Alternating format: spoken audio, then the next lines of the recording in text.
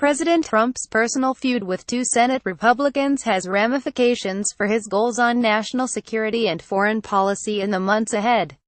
Trump needs Senate Armed Services Committee Chairman John McCain. John McCain, Bush biographer. Trump has moved the goalpost for civilized society. White House to pressure McConnell on Obamacare. McCain, Trump needs to state difference between bigots and those fighting hate. Morales, and Foreign Relations Committee Chairman Bob Corker. Robert Bob Phillips. Corker opinion: Congress should censure Trump for his unfit conduct. How to fix Fannie and Freddie to give Americans affordable housing. Number 2 Senate Republican McConnell and Trump fight more. R10 to confirm his nominees to crucial positions, defend his administration's positions, and pass key legislative priorities.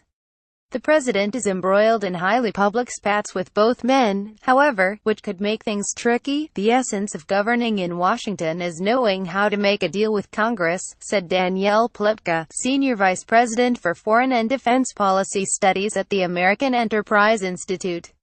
Whether they're your adversaries or your allies, telling them they're a bunch of schmucks is not the best way forward. Corker and McCain both complimented Trump on Monday for his speech laying out U.S. policy on Afghanistan. But by Friday, the president was lashing out at Corker over the Tennessean's remarks last week that Trump has not yet demonstrated the stability nor some of the competence to be successful. Strange statement by Bob Corker, considering that he is constantly asking me whether or not he should run again in 18. Tennessee not happy, Trump tweeted Friday morning. Earlier in the week, he took a shot at McCain during a campaign rally in Phoenix, needling the senator over his vote against Obamacare repeal without mentioning his name. One vote away. I will not mention any names. Very presidential, isn't it? Trump quipped in front of a cheering crowd of McCain's constituents. As Armed Services Chairman, McCain will play a significant role in the debate over Afghanistan. Before Trump's speech, he had criticized the administration, warning he would legislate strategy himself if the White House did not take action. Outside observers said there is little for Trump to gain from fighting his own party's committee chairman. It's so petty that I think it inevitably weakens his presidency writ large, and it's such a shame, said Michael A. Hanlon, a senior fellow in foreign policy at the Brookings Institution who specializes in defense strategy and military use of force. He was having a good week with Afghanistan, and then he went to Arizona, and then he continued with this tirade, A. Hanlon said, referring to the tweet about Corker. Gordon Adams, who worked in Bill Clinton Congress needs to assert the war power against a dangerous president. House Dems push to censure Trump over Charlottesville response. Too many Americans with insurance are being denied coverage. Moraes White House said tensions between an administration and committee chairman of the same party are hardly unprecedented. What's different, he said, is how personal Trump's attacks are, and how ancillary they are to policy issues. These are peculiarly hostile and peculiarly self-inflicted, said Adams, now a professor at American University. These are fights that Trump doesn't have to pick. They're fights over trivia. They're not fights about issues of grave consequence for the nation's security. Fighting with Congress can weaken the president's hand on foreign policy by making the White House the laughingstock of the world, he added.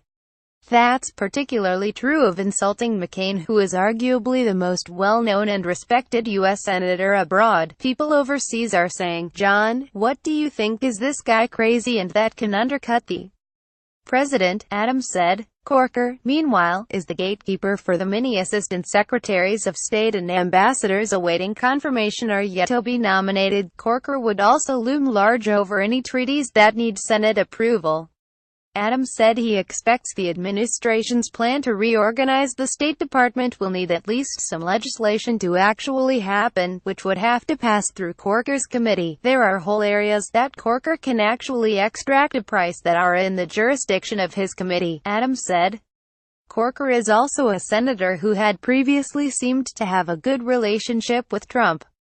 He was considered to be in the running to serve as Secretary of State. The Tennessee senator spoke critically of Trump after the president lambasted Senate Majority Leader Mitch McConnell. Trump's isolation grows. Allison Trump has level of sympathy for neo-Nazis, white supremacists. Trump touts endorsement of second-place finisher in Alabama primary Maura RKY, and criticized Sen. Jeff Flake opinion Congress should censure Trump for his unfit conduct. Club for Growth endorses Nicholson in Wisconsin. GOP primary immigration battlefield widens for Trump. GOP more rares. Trump is also supporting a primary opponent of Flake's next year. Trump's actions have been noted throughout the Senate GOP conference, hurting his relationships with Republicans. A former Senate Republican aide who specializes in foreign policy said that frayed relationships with Corker and McCain could come back to haunt Trump should a national security crisis arise. As president, the last thing in the world he needs is hostile foreign policy Republicans making his life more difficult.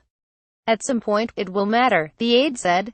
The aide noted that some House Republicans voted to include an amendment in an appropriations bill that would have set up debate on the president's use of military force in Afghanistan. Trump will need allies on the Hill if the issue comes up again. What confounds Republicans on Capitol Hill and defense experts alike is that Trump, McCain and Corker share many of the same defense and foreign policy goals. If he gets consumed by these sorts of things, it's hard to see how anything good can come of it, a Hanlon said. Trump may still be mad at Corker over his role in pushing Russia sanctions legislation, something that McCain supported as well. He called Corker last month to personally vent his displeasure with the bill. Our relationship with Russia is at an all-time very dangerous low.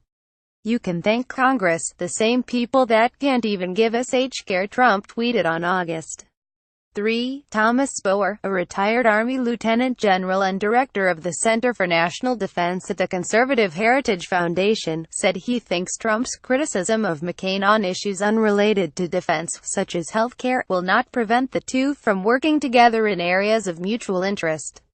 For example, Spoer cited McCain's approval of the Afghanistan strategy Trump unveiled this week.